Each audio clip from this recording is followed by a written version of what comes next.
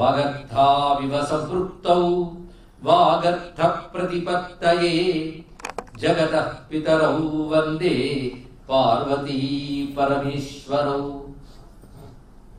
గురవే సర్వలోకానాం భిషజే భవరోగిణాం నిధయే సర్వవిద్యానాం దక్షిణామూర్తయే నమః. నారాయణ సమారంభాం వ్యాస శంకర మధ్యమాం అస్మదాచార్య పర్యంతాం వందే గురు పరంపరాం. నారాయణం నమస్కృత్య నరం చైవ నరోత్తమం దేవీం సరస్వతీం వ్యాసం తతో జయముదీరయేత్. యజ్ఞేశ అచ్యుత గోవింద మాధవ అనంత కేశవ కృష్ణ విష్ణో హృషీకేశ వాసుదేవ నమోస్తుతే. శ్రీ వాసుదేవ నమోస్తుతే. సచ్చిదానంద రూపాయ విశ్వోత్పత్యాదిహేతవే తాపత్రయ వినాశాయ శ్రీకృష్ణాయ నమో నమః. శ్రీకృష్ణాయ నమో నమః.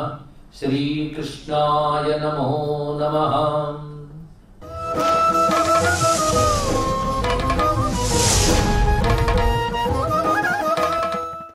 ధర్మరాజు వచ్చారు. ఇప్పుడు నా ప్రశ్నకి సమాధానాలు చెప్పు అంటే ఈయన మాట్లాడతారని ధర్మరాజు మొట్టమొదటి మాట చూడాలి. బ్రూహి సత్వ యథాకామం. నువ్వు ప్రశ్నించు, నీ ఇష్టం వచ్చిన ప్రశ్నించు. అపిచే చక్నుయాం ప్రీతిం ఆహర్తుంటే భుజంగమా. నేను ఒకవేళ అవి చెప్పడానికి సమర్థున్నైతే నీకు ప్రీతి కలిగించడానికే బదులిస్తాను. నువ్వు అడిగి ఏది అడిగినా చెప్పేస్తాను అనకుండా నేను సమర్థుడనైతే నీకు ప్రీతి కలగడం కోసం చెప్తాను. అయితే నేను చెప్తాను కానీ ప్రశ్నించడానికి నీకేమనుకుంటుంది అన్నాడు. ఇక్కడ ఇది చాలా గొప్ప రెండవది తెలుసుకోవాలి. ఇక్కడ ప్రశ్నించేది నీకే ఉంది అని అనకుండా చాలా జాగ్రత్త పడుతున్నాడు. బ్రాహ్మణుడు తన జన్మలో ఏది తెలుసుకోవాలో దానిని నువ్వు తెలుసుకున్నట్లయితే నువ్వు ప్రశ్నించు అన్నాడు. విన్నారా? వేద్యంచ బ్రాహ్మణే నేహ తద్భవాన్ వేత్తి కేవలం సత్వరాజ తతశ్రుత్వా ప్రతివక్ష్యామి దేవత. విన్నారు కదా? బ్రాహ్మణుడు అంటే బ్రహ్మజ్ఞాని, ఇది అర్థం. పుట్టుకతో చెప్పలేదు ఇక్కడ. బ్రాహ్మణ శబ్దానికి ఇక్కడ బ్రహ్మజ్ఞాని అర్థం. ఎక్కడ ఏం తెలుసుకోవాలి? అదే మీ ఇంట్లో పెళ్లి చేయించుకుని బ్రాహ్మణుడు పిలిచారంటే బ్రహ్మజ్ఞాని అని కాదు ఇక్కడ. అదొక ఆ కర్మకలాత్మతో తెలిసిన వాడు కానీ అక్కడ శబ్దానికి అదే అర్థం. వాడి పదే వాటికి ఇక్కడ ఈయన వాడుతున్న అర్థం బ్రహ్మజ్ఞాని ఏది తెలుసుకోవాలో దాన్ని తెలుసుకుంటాడు. బ్రహ్మజ్ఞాని దేన్ని తెలుసుకుంటాడో, ఏది తెలుసుకోవలసిందో దాన్ని తెలుసుకుంటాడు. అది నీకు తెలిసినట్లయితే నువ్వు ప్రశ్నించవచ్చు అన్నాడు ఇక్కడ. అంటే బ్రహ్మజ్ఞాని ఏది పరమార్థం చెప్పండి? బ్రహ్మము పరమార్థం, అంతే. పరమార్థం. ఆ పరమాత్మ అంటే ఎవడో బాగా తెలిస్తేనే నువ్వు ప్రశ్న అడిగి అన్నాడు ఇక్కడ. తన విషయంలో ఎంత వినయం చెప్పాడు చూడండి ఇక్కడ. తన ప్రశ్నకు కూడా అంత చక్కగా అన్నాడు. అప్పుడు ప్రశ్న అక్కడి నుంచి ప్రారంభిస్తున్నాడు చూడండి. ఎవడు? నహుషుడు ప్రశ్న ప్రారంభిస్తున్నాడు. నీ మాటలోంచే నాకు ప్రశ్న వచ్చింది. బ్రాహ్మణుడు అతను తెలుసుకోవలసినది అన్నారే, అసలు బ్రాహ్మణుడు అంటే ఎవరు, తెలుసుకోవాల్సింది ఏంటో చెప్పు, ఇది నా మొదటి ప్రశ్న అన్నాడు. డైలాగ్ అంటే ఇలా ఉండాలండి, అంత అత్యద్భుత మాట. ఇదన్న మాటలోంచి అంత ప్రశ్న తయారు చేశారు. బ్రాహ్మణకో భవేత్ రాజన్ వేద్యం కిం యుధిష్ఠర. బ్రాహ్మణుడు అంటే ఎవరు, వేద్యం ఏమిటి, వేద్యం అంటే తెలుసుకోవలసినది ఏమిటో చెప్పు అంటే కొన్ని లక్షణాలు ఉన్నాయి. అవి ఉన్నవాళ్ళు బ్రాహ్మణుడు అంటారు. జాగ్రత్తగా ఉంటుందని చర్చ చాలా పదునుగా ఉంటుంది ఇక్కడ. సత్యం, దానం, క్షమ, శీలం, అనుశంస్యం, తపో, ఘృణ, దృశ్యంతే యత్ర నాగేంద్ర స బ్రాహ్మణ ఇది స్మృత. ఇవి డెఫినిషన్స్ అండి ఇక్కడ. జాగ్రత్తగా సత్యము, దాన గుణం అంటే దానం చేయడం వేరు, దాన గుణం వేరు. రెండింటికి చాలా తేడా ఉంది. కాబట్టి దాన గుణం ఉంటేనే కదా దానం చేస్తాను, గుణం లేకుండా దానం చేస్తాను. ఇది గ్రహవాదనలు చాలా ఉన్నాయి కనుక ఫలానా దానం చేస్తే గ్రహవాత పోతుందని దానం చేసే వాళ్ళు అందరూ ఉన్నారు. వాడు దాని గుణం ఉన్నట్ల కాదు ఎక్కడ, వాడు బాధ బయటకు తీసేసుకోవడానికి కనుక ఇవ్వాలని బుద్ధి ఉండాలండి. వాళ్ళు ఏదైనా సంపాదించుకుంటే ఎంత వేగం పాత్రుడికి ఇస్తామా అని తపన ఉంటుంది. అది దాన గుణం. దీన్ని బట్టి కర్ణుడు దాత, యుధిష్ఠిరుడు దాత తెలిస్తే ధర్మరాజు ఇచ్చిన దాత లేడు భారతంలో. ఎవరు తెలియాలి, తెలియక దాన, వీర, సోర లేని బిరుదులన్నీ, అవసరం లేని బిరుదులన్నీ ఇచ్చేసారు కూడని వాడికి. కానీ రెండవది సత్యం తర్వాత దాన గుణం. మూడవది క్షమ. ఇది చాలా ఉత్కృష్టమైనది. సహనం అంటే ఇది ఉత్తమ గుణం, అన్ని ధర్మాలకి మూలం. అదే రాముడు లక్ష్మణుడు చెప్తాడు, ధర్మాలను నొకెత్తు, క్షమ ఒక్కటి ఒకెత్తునైనా. క్షమ లేనప్పుడు ఏం సాధిస్తావు చెప్పు? క్షమ ఉన్నవాడికి దైవం అనుకూలిస్తాడు, ధర్మాలు పండుతాయని చెప్పండి.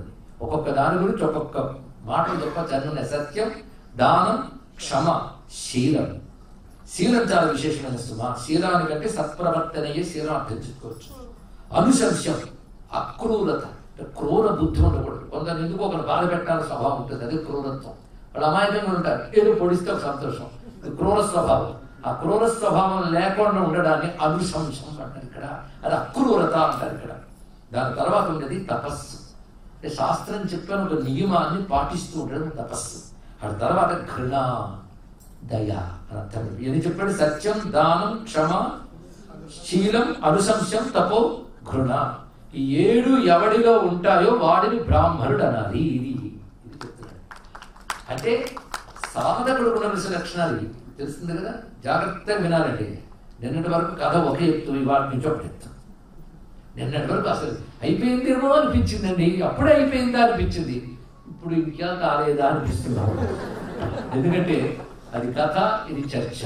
చర్చ జ్ఞానం, బుద్ధికి పనిపెడుతుంది. బుద్ధికి పనిపెడితే బుద్ధి స్ట్రైన్ అయిపోతుంది, అప్పుడు వస్తుంది. ఏదో కానీ ఇక్కడే అసలు ముఖ్యం చూడండి. ఈ ప్రశ్న జాగ్రత్తగా అర్థం చేసుకోవాలి. బ్రాహ్మణుడు, ఈ లక్షణంలో ఉన్న బ్రాహ్మణుడు అంటే అర్థం, ఆ బ్రాహ్మణుడు తెలుసుకోవాల్సింది పరమాత్మనే. అంటే పరమాత్మను తెలుసుకోవలసిన వాడు ఎవడంటే ఈ లక్షణాలు ఉన్నవాడే పరమాత్మను తెలుసుకోవడానికి అర్హుడవుతాడు అని చెప్పాడు ఇక్కడ. కానీ ఇదే ఆధ్యాత్మికంగా మనం తెలుసుకోవాల్సింది. ఈ లక్షణాలు ఉన్నవాడే పరమాత్మను పొందగలను హోప్ పెట్టుకోవచ్చు.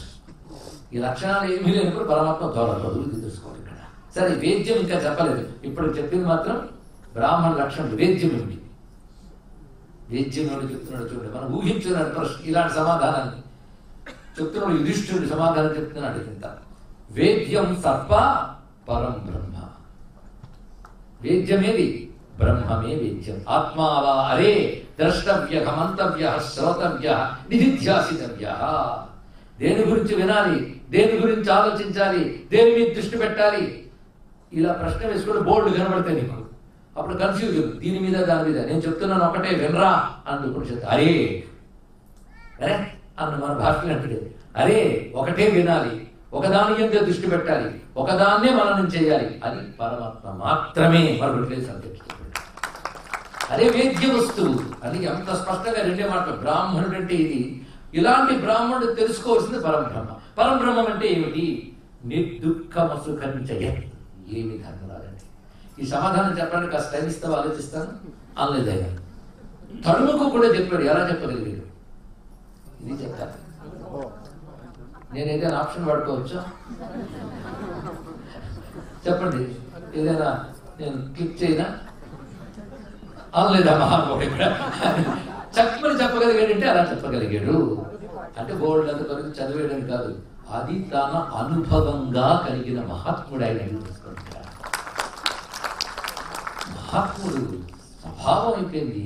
ధర్మం ఎవరికి స్వభావమో వాడు మాట్లాడాడు ఇక్కడ. అదే ధర్మం చదువుకునే పుస్తకం కాకూడదు, ఆచరించే విధానం అయిపోవాలండి. అటువంటి వాడి నుంచి తడుముకోకూడదు వస్తుంది. క్లారిటీ ఎప్పుడు వస్తుంది అయ్యా అంటే అనుభవం ఉన్నవాడికి క్లారిటీ వస్తుంది. ఇది తెలియాలి. అనుభవం లేకుండా 10 విషయాలు చదివేసి 10 విషయాలు చదువుతాడు, వాళ్ళు మాట్లాడతాడు. మహా ప్రమాదం ఇక్కడ. అది కాదు కావాల్సింది. అందుకే ఎంత చక్కగా చెప్తాడు. వేద్యం సర్ప పరం బ్రహ్మ. పరం బ్రహ్మం అంటే నేను దుఃఖం అసుఖం చెయ్యత్.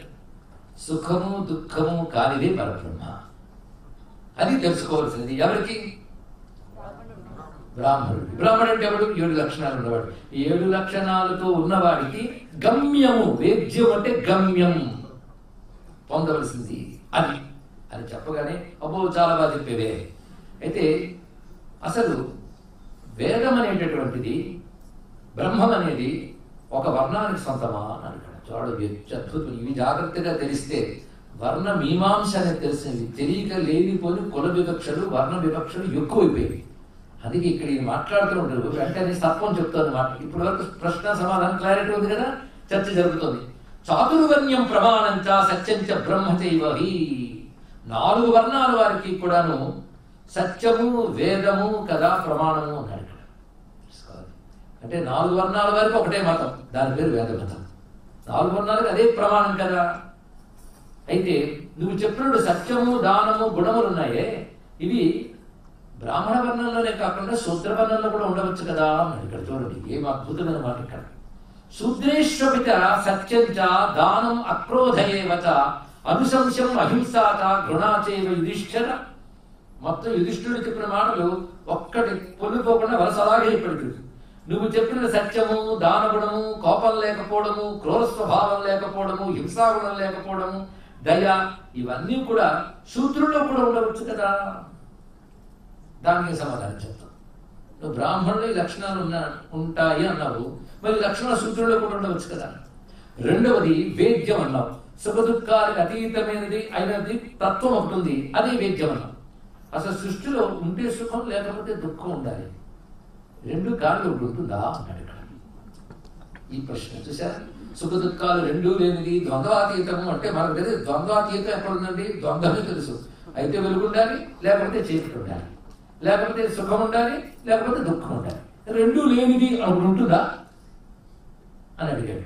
వెంటనే సమాధానం చెప్పినాడు. ఏం చెప్ప, మొదట ఈ లక్షణాలు కానీ శూద్రుల్లో కూడా ఉండవచ్చు కదా, ఈ లక్షణాలు బ్రాహ్మణుల్లోనే కాదు కదా అంటే శూద్రేతి యద్ భవే లక్ష్మ. నేను అందుకు మూలం చదువుతున్నా, మూలంలో ఉన్నదే మన ప్రమాణం కనుక చదివి చెప్తున్నాం. నోటుకొచ్చింది చెప్పట్లేదని మీకు నమ్మకం కలగడం కోసం శ్లోకం చదువుకోవడం చాలా ప్రమాణం. ఇక్కడ ప్రమాణ రహితంగా మాట్లాడకూడదు. అనువాదంలో ఈ శ్లోకం ఇంకోలా అనువదింపబడింది తెలుగులో పద్యాల్లో. అంటే వాటి మీమాంస పక్కన పెట్టేసి వ్యాసులు చెప్పిందే తీసుకుంటున్నాం. ఇక్కడ శుద్రేతు యద్ భవే లక్ష్మ ద్విదే తచ్చ న విద్యతే నవై శూద్రో భవేచ్ఛుద్ర బ్రాహ్మణో నచ బ్రాహ్మణ. ఇది చెప్తున్నాడు ఇక్కడ. శుద్ధుని యందు ఈ లక్షణాలు ఉన్నట్లయితే, జాగ్రత్తగా వింటున్నారు కదా. ముందు ధర్మరాజు ఎలా చెప్పాడు యథాతథంగా తెలుగు వాక్యం దించుదా, తర్వాత అర్థం చేసుకుంటే ప్రయత్నించేద్దాం. శుద్ధుని యందు ఈ లక్షణాలు ఉన్నట్లయితే, ద్విజుడని చెప్పుకుంటున్న బ్రాహ్మణుడిలో ఈ లక్షణాలు లేకపోయినట్లయితే ఆ శుద్ధుడు శుద్ధుడు కాడు, ఈ బ్రాహ్మణుడు కాడు అన్నాడు. అంటే అర్థమేంటి? ఆ లక్షణాలు కానీ శూద్రుల్లో ఉంటే వాడు మన శూద్రుడు అనక్కర్లే. ఈ లక్షణాలు బ్రాహ్మణులో లేకపోతే వాడు బ్రాహ్మణుడు అనక్కర్లేదు అన్నాడు ఇక్కడ. ఎత్రైత లక్ష్యతే సత్వా వృత్తం స బ్రాహ్మణ స్మృత. కనుకనే వృత్తమే బ్రాహ్మణత్వము. వృత్తం అంటే ప్రవర్తన. 7 లక్షణాలతో ఉన్నటువంటిదే ప్రవర్తన. అంటే సత్యాదులు ఎవని యందు ఉంటాయో అతడి బ్రాహ్మణుడు. ఎత్రైతన్న భవేత్ సత్పాతం శూద్రమితి నిర్దిశేత్. ఈ లక్షణాలు లేనివాడు శూద్రుడు. అంటే పుట్టుకతో బ్రాహ్మణుడైనా ఈ లక్షణాలు లేకపోతే వాడు శూద్రసముడే. పుట్టుకతో శూద్రుడైనా ఈ లక్షణాలు ఉంటే వాడు బ్రాహ్మణసముడే. ఇది గుణ బ్రాహ్మణత్వం. ఇది తెలుసుకోవాలి. ఇలా చెప్పాడు కదా అని చెప్పి బ్రాహ్మణుడు నిర్దేశించినటువంటి యజనయాగన అధ్యాపనాలు నేర్చి అసలు బయలుదేరక్కర్లేదు. ఎందుకంటే అది ఉత్కృష్ట కర్మ, శూద్ర కర్మ తక్కువ కర్మ అని ఎక్కడ చెప్పలేదు. శూద్రుడికి నిర్దేశించిన కర్మ శూద్రుడు చేస్తూ ఉంటూ ఈ సులక్షణాలతో ఉంటే, ఈ సులక్షణాలు కలిగినటువంటి బ్రాహ్మణుడు పొంది సద్గతి అతను పొందగలడు. అది తెలుసుకోవాలి. ఇది మన వర్ణ సాంకర్యానికి హేతువు కావాలి. జాగ్రత్తగా ఇలాంటి చోటు చూడాలి. అతనికి ఆ సల్లక్షణాలు ఉన్నాయి కనుక వర్ణ సాంకర్య వివాహం చేసి వచ్చిన సిద్ధాంతీకరించకూడదు. చాలా జాగ్రత్తగా చూడాలి. ఇక్కడ ఇది ఆధ్యాత్మిక సాధనాపరమైన ప్రశ్నే తప్ప కర్మపరమైన ప్రశ్న కాదు. ఎక్కడ ఏది మాట్లాడుతున్నారు గ్రహించి ఎక్కడ టెస్ట్. దీనికి తెలియక సర్వజీవుల్లో ఒకే పరమాత్మ ఉన్నాడు కనుక మా అమ్మాయి తనకి మేము వివాహం చేసినా ఆ మొగుడు నచ్చలేదు, తను ఎప్పుడో ప్రేమించిన మరొకడు ఉన్నాడు, ఆవిడ చేసుకోవాలనుకుంటుంది. అతడు వేరే వర్ణం వాడు అయినా పర్వాలేదు, అందరూ ఒకే ఆత్మ ఉన్నాడు, శంకరాచార్య చెప్పాడు కదా అని సినిమాయే తీసాడు. తెలుసు కదా, అందరిలో ఆత్మ ఒకటి అన్నారు కానీ అందరు దేహాలు ఒకటే చెప్పలేదు. అందరిలో ఆత్మ ఒకటి కానీ వాడికి తలనొప్పి వస్తే నాకు తలనొప్పి రావాలి రూల్ ఉందా? దేహ లక్షణం జాతి, ఆత్మకి జాతి లేదు. తెలుసుకోవాలి. ఇక్కడ పెళ్లిళ్ళు ఆత్మను చేసుకో, దేహాలు చేసుకోండి. అది తెలుసుకోండి. తెలియక ఎవరికైనా చేసుకోవచ్చు.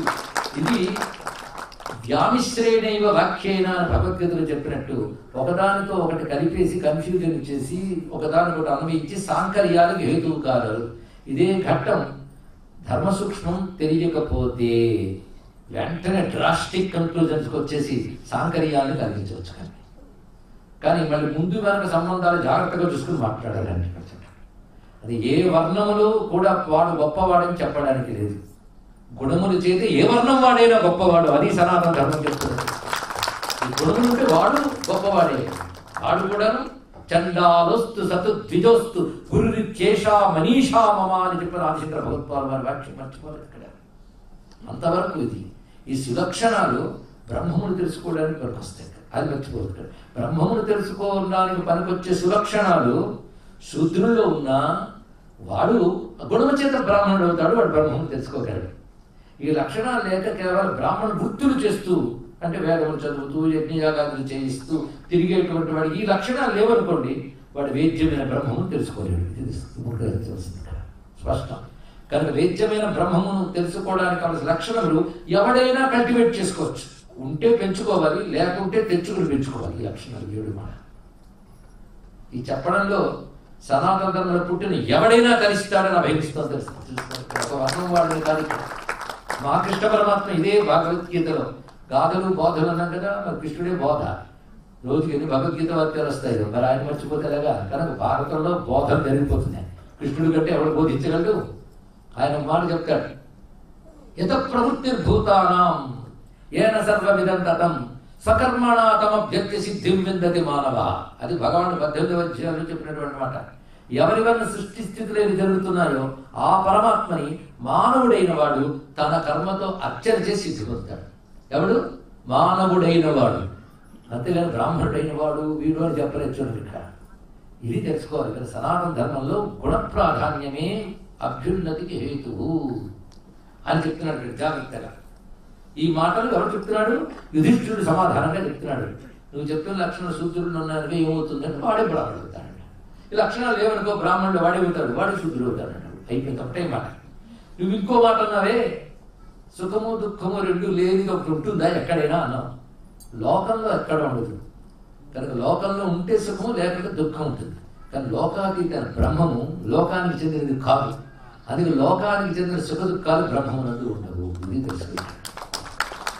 బ్రహ్మమునందు ఏముంటుంది మరి? సుఖము దుఃఖము లేని శుద్ధమైన ఆనందమే బ్రహ్మము. ఇది బ్రహ్మం అంటే ఇది అర్థం. సుఖ దుఃఖాలు ఇంద్రియానుభవంతో లేదా మనస్సు యొక్క అనుభవంతో తెచ్చుకునేది. బ్రహ్మము ఇంద్రియానికి మనసుకు అతీతమైన వాడు. ఎలా తెలుస్తాడు? ఎండలో చెప్తున్నా ఏసీలో కూర్చున్నా సుఖంగా ఉందండి, అలాంటి సుఖమా బ్రహ్మము? బ్రహ్మం అనగా ఏసీలోకి వచ్చినప్పుడు ఎంత చల్లగా ఉంటుంది అదే బ్రహ్మము అని. మరొక 10 నిమిషాలంటే జలుబు చేయదు. బ్రహ్మము కూడా అది కాదు కదా. కనుక ఇక్కడ ఇంద్రియాలకు కలుగుతున్న దుఃఖం తాత్కాలికంగా తొలగితే అదే సుఖం. సుఖం అని వేరే లేదు. దుఃఖోపశమనమే సుఖం అన్నాడు చాలు. ఇది ఇక్కడ మీమాంస కొద్దిగానే చేశారు, కానీ అర్థం చేసుకోవడం కోసం భారతంలో మరొక చోటు తెచ్చుకుని ఇక్కడ చెప్తున్నాం. అవస్థ ఏదో నేను పడుతున్నా, మీకు బాధ లేదు. ఇక్కడ మరొక చోటు చెప్తుంది, ఇక్కడ చెప్తున్నాడు. ఇక్కడ దుఃఖ ఉపశమనమే సుఖం. లోకంలో ఒక రోగం వచ్చింది, తలనొప్పి చాలా బాగా ఉంది, వింటావా వేదాంతం అంటే చాచిపెట్టి కొట్టాలి. తలనొప్పి దగ్గర అవునా లేదు. ఇక్కడ తలనొప్పి దగ్గరనే ఎంత సుఖంగా ఉంటుందండి. నిజమా సుఖమా? సుఖమే. తలనొప్పి దగ్గర సుఖం కదా. అసలు తలనొప్పి రాని వాడు సుఖంగా ఉన్నాడా? ఇది ఆలోచించాల్సింది. కానీ సుఖ దుఃఖాలు ఏమిటి? కానీ నువ్వు అనుకునే సుఖ దుఃఖాలు బ్రహ్మం ఒకటి కాదు. బ్రహ్మం ఆనందం, నిజమైన ఆనందం, శుద్ధమైన ఆనందం బ్రహ్మం. అయితే గొప్ప మాట చెప్తున్నాడు ఇక్కడ, యథా శీతోష్ణయుల మధ్య భవే నా ఉష్ణన్న శీతత. వేడి చలువ అంటారే, ఈ రెండింటి మధ్యలో వేడి చలువ అనే స్థితి ఉంది. అలాగే సుఖము దుఃఖము ఈ రెండు కాని ఒక స్థితి ఉంది. అదే ద్వంద్వాతీతమైన స్థితి. అది బ్రహ్మం. అది పొందడమే లక్ష్యం. అది పొందిన వాడికి సుఖము దుఃఖము రెండూ లేవు. సుఖ దుఃఖాలు జన్మకి సంబంధించినవి. సుఖ దుఃఖాలు రెండూ లేవంటే మనకి జన్మ లేదు. జన్మ లేదంటే ఏది లేదా? జన్మ లేకపోతే ఏది లేదండి అనుకోవద్దు. జన్మ లేకపోతే ఏది లేకుండా ఉండదు. సుఖ దుఃఖాలు లేనిది ఉన్నది మాత్రమే. తెలుసుకోండి, జాగ్రత్త విన్నారా? సుఖ దుఃఖాలు లేని ఉన్నది మాత్రమే. ఉన్నదంటే ఏదైతే ఎప్పుడు మారకుండా ఉంటుందో అది ఉన్నది. సుఖ దుఃఖాలు మారిపోతుంటాయి. ఇవాళ సుఖం మరొకటి దుఃఖం. ఒక ఆయన చాలా కాలం తర్వాత వస్తే 2 ఏసీ వేస్తానన్నట్ట.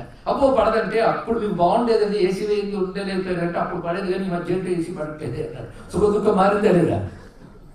ఒకప్పుడు నీకు దుఃఖం కలిగించే సంగతి వాడు సుఖం కలిగిస్తుంది, వాడు సుఖం కలిగించే కంటే వీడు దుఃఖం కలిగిస్తుంది. అవునా లేదా? ఇక్కడ సుఖ దుఃఖాలకు ఎదురుత్వానికి రూపం లేదు. కానీ బ్రహ్మం ఎప్పుడు ఒకటే, శాశ్వతమైనటువంటిది. అదే పొందాలి లక్ష్యం. అది లక్ష్యం ఎవడనుకుంటాడు? ఈ శుభలక్షణాలు ఉన్నవాడికి అది లక్ష్యం. ఈ శుభలక్షణాలు లేనివాడికి లక్ష్యమే కాదు. ఎందుకు తిరుగుతున్నారు, ఎందుకు బతుకుతున్నారంటే తినడానికి, తిరగడానికి, తాగడానికి, ఇంతే. కానీ బ్రహ్మం ఒకటి ఉందని తెలుసుకున్నవాడు కొంచెం ఈ వాసన నుండి తెలుసుకుంటాడు. సత్యం, దానం లాంటి సులక్షణాలు ఉంటే అది తెలుసుకోవాలనుకుంటాడు. ఈ లక్షణాలు అభివృద్ధి చెందిన వాడు వాటిని మొదలెట్టాడు. వాడు దాని మీద టార్గెట్ పెట్టుకుంటాడు. అది పొందాలి, బ్రహ్మములు పొందాలి. ఇది కాదు ఇక్కడ. అదే పరీక్ష లోకాన్ కర్మచిత బ్రాహ్మణో నిర్వేదమాయాత్. ఉపనిషత్తు చెప్తోంది ఇక్కడ. ఈ లోకంలో ఉన్న సుఖ దుఃఖాలని కర్మల వల్ల వస్తుంటే విసుగొస్తున్నది ఎవరికి? జ్ఞానికి. దీనికి ఈ సుఖం కోసం పుణ్యం చేయడం, పాపం వస్తుందని పాపం మానేయడం, పుణ్యాలు మూట కట్టుకోవడం, మళ్ళీ జన్మలేతనం. ఈ సుఖ దుఃఖాలు వాడికి అభిరుచి కర్మలతో నడుస్తున్నాయి. అది వాడు వైరాగ్యం కలుగుతుంది. ఈ సుఖ దుఃఖాలకు అతీతమైన స్థితి ఉందనుకుంటాడు. ద్వంద్వాతీతో విమత్సర. దానికోసం ప్రయత్నిస్తాడు. ఆ ప్రయత్నించాలని లక్షణాలు ఉంటాయి అక్కడ. కనుకనే వేద్య వస్తువు సుఖ దుఃఖాలు లేనిది అంటే నువ్వు అన్నవే సుఖమో దుఃఖమో ఏదో ఒకటి ఉండాలి అంటే లోకానికి సంబంధించిన విషయాలు ఆ రెండింటితో ఉంటాయి. కానీ బ్రహ్మము వాటికి అతీతం సుమా. అది లోకాతీత, గుణాతీత, సర్వాతీత, శవాతీత. ఎందుకు మధ్య మధ్యలో లలితా సప్త విషయాలు చెప్తున్నా అంటే మీకు పరిచయమైన గ్రంథాల్లో కూడా ఈ విషయం ఉందని చెప్పడం కోసం అప్పుడు కానీ రెండుకి చక్కగా వచ్చేసింది కదా. అప్పుడు ఓహో దీన్ని బట్టి బ్రాహ్మణుని ప్రవర్తన చేత నిర్ధారించాలి అని నువ్వు అంటున్నావు. మరి జాతితో, జాతముతో వచ్చేది జాతి. జాతం అంటే పుట్టుక. పుట్టుకతో వచ్చిన దాని గురించి ఏమంటారు అన్నాడు. పుట్టుకతో బ్రాహ్మణుడు, క్షత్రియుడు అని ఉన్నాయి కదా, మరి వాటి విషయం ఏంటి? నువ్వు బ్రాహ్మణుడు అంటే ఈ లక్షణాలు చెప్పు. ఇది ఏ జాతిలో ఉన్నా వాడు బ్రాహ్మణుడు అనిపించుకున్నాడు అంటావు, బాగులు ఉన్నాయి. కానీ జాతి ఎలా నిర్ధారణ చేస్తావు? ఎదితే వృత్తతో రాజన్ బ్రాహ్మణ ప్రసమీక్షిత వృథా జాతిస్తదాయుష్మన్ కృతిర్యావన్న విద్యతే. నువ్వు చెప్పిన ప్రకారంగా అదే నీ అభిప్రాయాన్ని స్వీకరిస్తే వృథా జాతి, పుట్టుకతో నిర్ణయించడం వ్యర్థమే కదా అన్నాడు. దానికి యుధిష్ఠిరుడు సమాధానం చెప్తున్నాడు. చూడండి, మీమాంస అంటే ఇంత జాగ్రత్తగా తెలియదు. కొంతమంది సోషల్గా ఆలోచిస్తూ ఉంటారు, సామాజిక భాష్యం ఇస్తుంటారు. బాగా తెలుసుకోవాల్సింది ఏంటంటే ఆధ్యాత్మికత వేరు, సామాజిక వేరు.